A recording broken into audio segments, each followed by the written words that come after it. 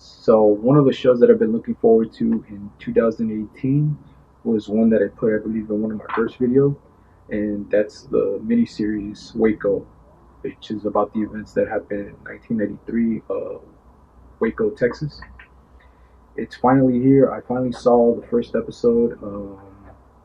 I can tell you that I'm actually really interested in it, as I kind of knew I would be interested in it because it has a great cast in this show. To be honest with you, you have most of the cast from Boardwalk Empire, which is till this day one of my all-time favorite shows, and forever will be. I wish it would have had more seasons. I think it should have lasted a little bit more longer than it did, but it sadly it did not.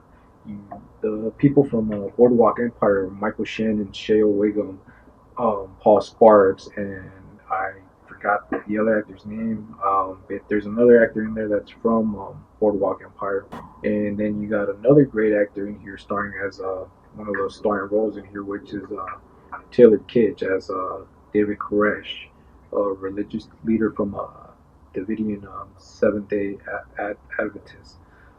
So I believe these events were something that happened in 1993, a story which I don't recall ever knowing about, reading about.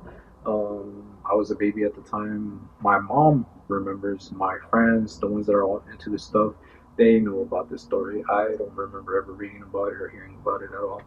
But it seemed really interesting. But what caught my attention was mostly the story of seeing it as a mini series was cool, and obviously, as I found out through the mini series, I found out that it was based off of an actual event. Did a little bit of research on it. Still kind of got my attention as to wanting to know how that all went down since I wasn't around there. But it seemed like it was a big old thing that happened on the news, as many people did lose their lives and towards the end of that situation. This isn't the first time they kind of put Boardwalk Empire cast together. Jeff Nichols also kind of puts them together as Michael Shannon starred in Take Shelter with Shea Wiggum, which is an incredible film from one of my favorite directors, Jeff Nichols. And then we have Midnight Special, which is Michael Shannon, Joe Egerton, and Paul Sparks, which Paul Sparks also stars in this show. So it's not the first time they kind of mix up Boardwalk Empire cast together, and when they do that, it always grabs my attention because I love seeing these actors as I saw them all together in Boardwalk Empire. And so let me go off by how the show kind of starts off. The show kind of starts off as an introduction to both these sides, the religious group and the ATF FBI side. So we start with David Koresh's family, who they all live under one roof, and there's a lot of people that live with him in this house. A lot of people that look up to him and believe in him over what he says.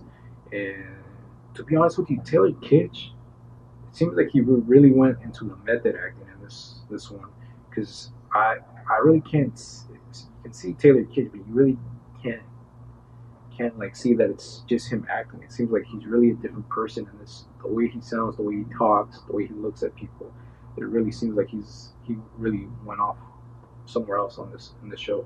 Taylor Kitsch, who is one of my other favorite actors, he starred in Battleship, which I think was the first movie that I actually saw him in. I really liked his acting in that movie. I don't remember what I thought about the movie, but I really liked his acting in that movie. We saw him in Lone Survivor, which is another great film, and he was actually from another one of my favorite TV shows, not my all-time favorite like Boardwalk Empire, but it's a favorite of mine, which is True Detective. The second season, yes, I know most of you guys don't like the second season. I actually was one of the people that actually enjoyed the second season because it's Taylor Kitsch was in it along with Vince Vaughn and Rachel McAdams, and I thought those and Colin Farrell, and I thought those were great actors to star in the second season of True Detective. And I'm really excited that season 3 is to come really soon. One thing that did grab my attention was Paul Sparks' character as it starts off kind of with him and his wife. His wife tells him that that she's pregnant, and he's something that threw me off while watching this episode is that he got upset, and I didn't really understand that because he got upset. At first, I didn't understand because he got upset, but we saw them earlier sitting together when David was talking to all of them, and they seemed to be really happy together. And then it kind of was making me a bit confused, and then I started thinking about what people had said, what I have heard and read about as I looked up little information about it. And I started to think of like, wait, is that baby not his, and that baby's David's? And it turns out that yes, the baby is not his. It turns out to be it's David's baby. So that's one of the reasons he got mad, and then that kind of really got me more. It kind of wanted me to get to know a little bit more about these people and how they work. And on the other side, we have Michael Shannon's character, Gary Nosner, who was one of the FBI agents, and I believe he was part of the raid about the incident that happened during that time.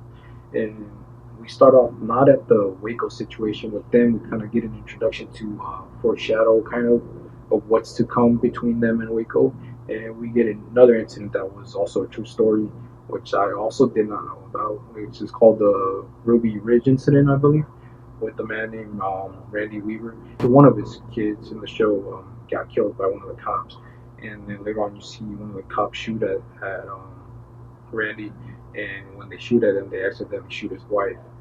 And to go back to Michael Shannon, we always kind of see him play these serious roles, scary roles, serious roles. But in this role right here, it kind of reminds me a little bit of kind of like Jeff Nichols movies. He's playing like more of the innocent type guy in this one too. You can see that he feels like remorseful. There's a little bit of regret in him. He feels like some of the agents there aren't representing what they should be representing, and but he's just like this really like laid back guy, but innocent person, and I kind of want to get to know what's going to happen with him as the story unfolds.